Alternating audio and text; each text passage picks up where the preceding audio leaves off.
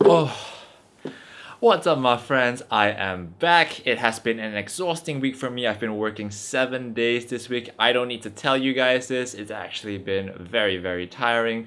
I watched a movie last week, but I couldn't find the time to review it. But better late than never, I suppose. You came here to watch a movie review. I'm excited to start this movie review. It's good to be back. Let's talk movies.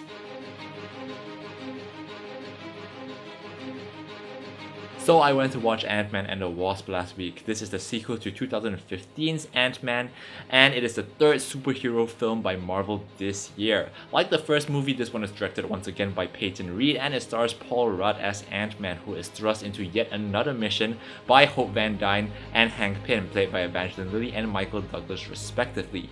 They're all trying to build a machine to save Hope's mother, who has been trapped in the quantum realm for over 30 years, and like most Marvel movies, there's this cool villain trying to stop them. This villain can walk through walls and turn invisible. Pretty cool. Now, I liked the first Man quite a bit. I thought it had a very fresh, light, and enjoyable tone about it that was different from the rest of the MCU. Michael Pena was the most memorable part of that movie, and he is one of the more memorable characters in Ant-Man and the Wasp as well. Overall, the film tries to do many similar things to the first. It keeps the tone very light and funny, it incorporates themes of responsibility towards your family, and it capitalizes on Paul Rudd's comedic charisma. But it also adds a lot of action, especially from Evangeline Lilly as the Wasp, and I really enjoyed that. I always regard MCU movies as a good time at the cinema. I did enjoy myself during Ant-Man and the Wasp, but I did feel that something big was missing, and that was the stakes.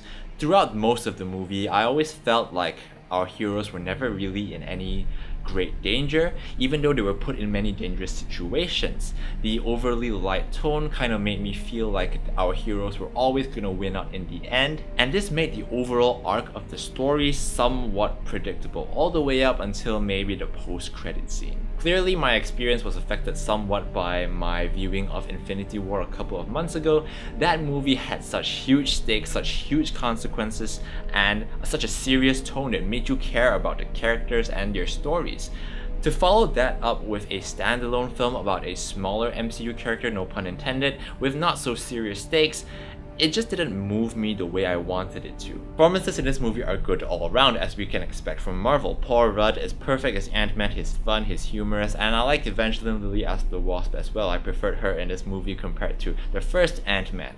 The writing is fine, it's fun, it's humorous. I did feel it was a step down from the first film, even though it was still entertaining. There are a couple of things that really don't make sense. For instance, the shrinking building that we see in all the trailers. I mean, apparently people can stay hidden in this building and no one notices it appearing and disappearing in a busy city.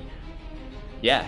The villains in this film are definitely among the lesser villains in the MCU. We've got Ghost, who, as I mentioned before, is the one who can walk through walls and turn invisible. This character has a very interesting backstory and a very understandable reason for doing what the character is doing. There's a lot of potential here, but I feel the team missed a big opportunity to dive deep into this character's psyche.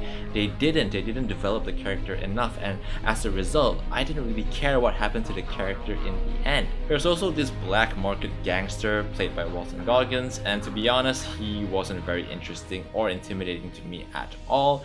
He didn't really do anything in the film except make phone calls and threaten people, so I was disappointed that they didn't utilize him in a more menacing role. I don't want to come off as being very negative about the film because I did enjoy it. I laughed a lot. I thought the Wasp was badass, although I did want to see just a little bit more from Hope Van Dyne's character. I thought the post-credit scene was excellent. It ties in very nicely with the greater MCU storyline.